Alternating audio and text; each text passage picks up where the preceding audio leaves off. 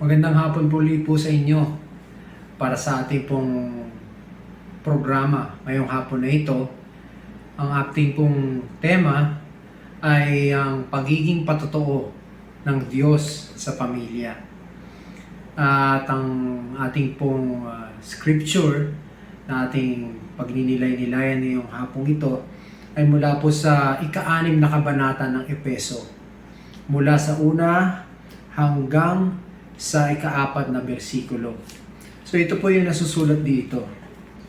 Mga anak, sundin ninyo ang inyong mga magulang, alang-alang sa Panginoon, sapagkat ito ang nararapat. Igalang mo ang iyong iyong ama at ina. Ito ang unang utos na may kalakip na pangako.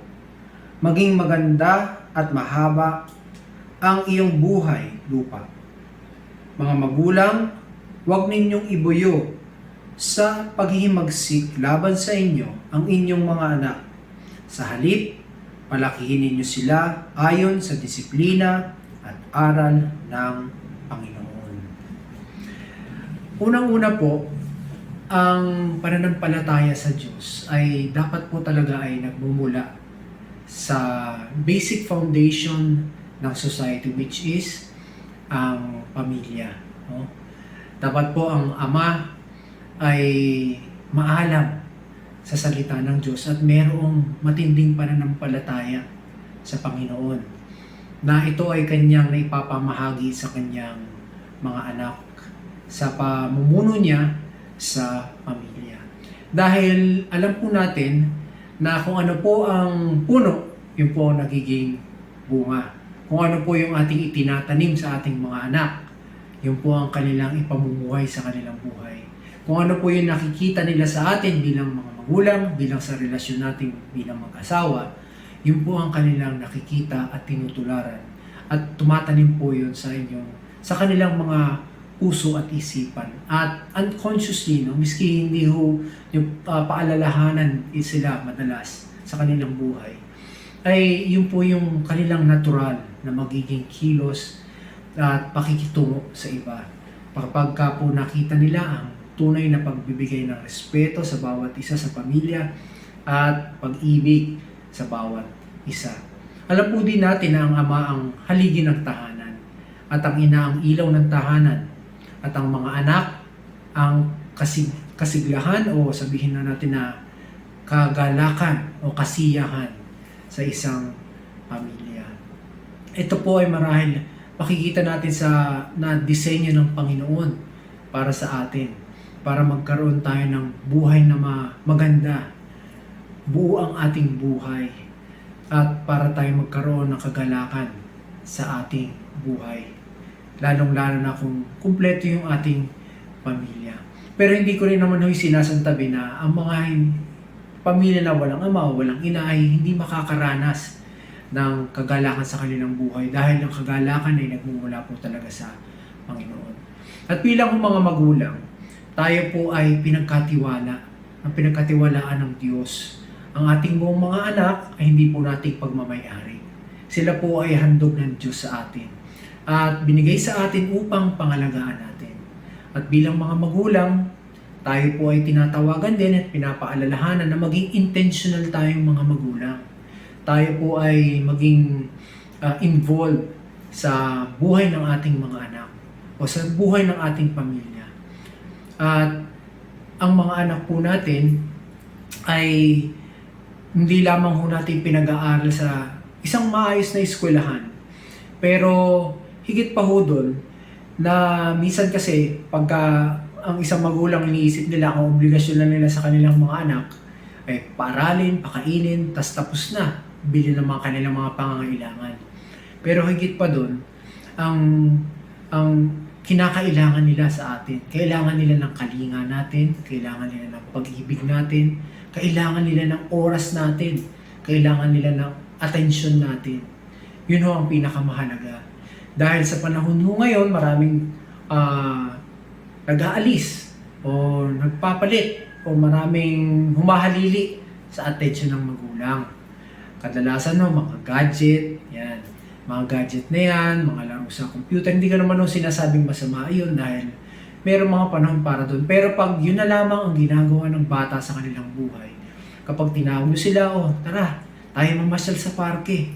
Ayaw nila, gusto nila naman natili sa bahay. Dahil meron silang parang detachment sa kanilang mga magulang. Pero tandaan po natin, bilang mga magulang, ang gagampanan natin hindi lang para mag-alaga sa kanila. Pero makita nila tayo na parang tayo mga heroes o tayo mga bayani ng kanilang buhay.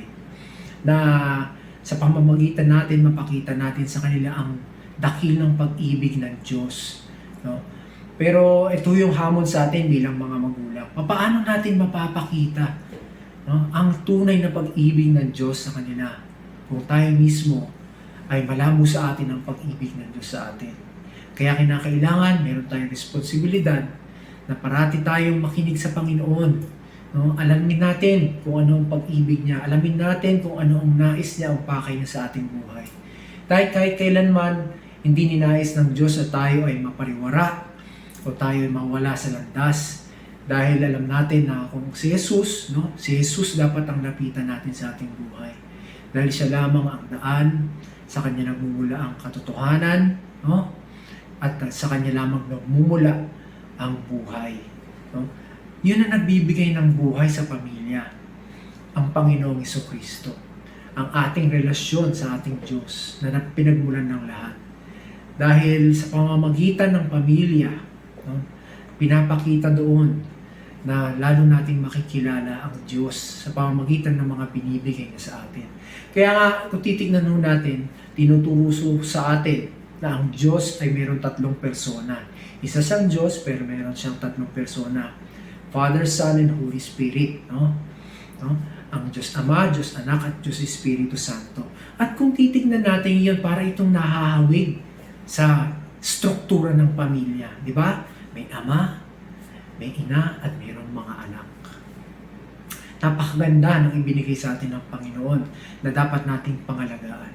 Isa pa hong bagay, bago ko makalimutan. Sabi ho doon sa ating binasang scripture o salita ng Diyos ngayong hapong ito, sabi dito, no? Sabi ho dito, mga magulang, huwag ninyong ibuyo sa paghihimagsik laban sa inyo ang inyong mga anak. So, ibig sabihin, dapat yung mga anak natin ay tinuturuan natin maging masunurin sa atin. Hindi masunurin in a sense na para tayo nagiging diktador.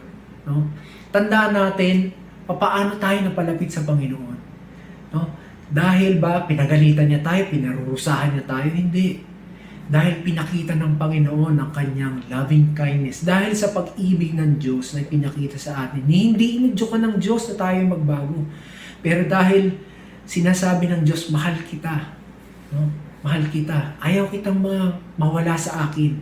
No? Ikaw ay akin. No? Pangangalagaan kita dahil mahal kita. Ako ay intentional na Diyos para sa iyo. Hindi ako Diyos na ginawa kita, nilikha at pinabayaan na kita. Ikaw ang pinakamahalaga kong likha dahil ikaw ay nilikha ko nung naayon sa aking wangis. So kung yan yung i-impart natin sa ating mga anak, na ang mga anak natin ay hindi lang parang isang bagay na inuutusan natin, pinapagalitan natin, makita nila yung intention natin sa kanilang buhay.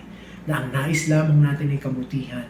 In a good way, no? In a maayos na paraan. Kasi pwede naman din natin sabihin na yung pag-ibig natin minsan hindi nila nakikita dahil kadalasan nakikita nila ay pinapagalitan natin sila. Pakita natin yung pag-ibig natin sa kanila. No? Sa atensyon na ibinibigay natin sa kanila. Hindi lang sa material na bagay. Pero lalo-lalo na yung special na oras na kausapin natin sila, alamin natin kung ano yung mga bagay na nangyayari sa kanilang buhay, no? Sa mga barkada nila, alamin natin, sa pag-aaral nila. Yan ang pinakamahalaga siguro dapat natin gawin. At tayo namang mga anak, no, tayo parating makinig sa ating mga magulang. Sabi nga, ito lamang yung kautusan na merong gantimpala na magpapahaba sa atin ang buhay natin. Mahalaga yun, dapat natin tandaan mga anak. Tunay nga na pag tayo nakinig sa ating mga magulang, malalayo tayo sa kapahamakan at lalawi ang ating buhay.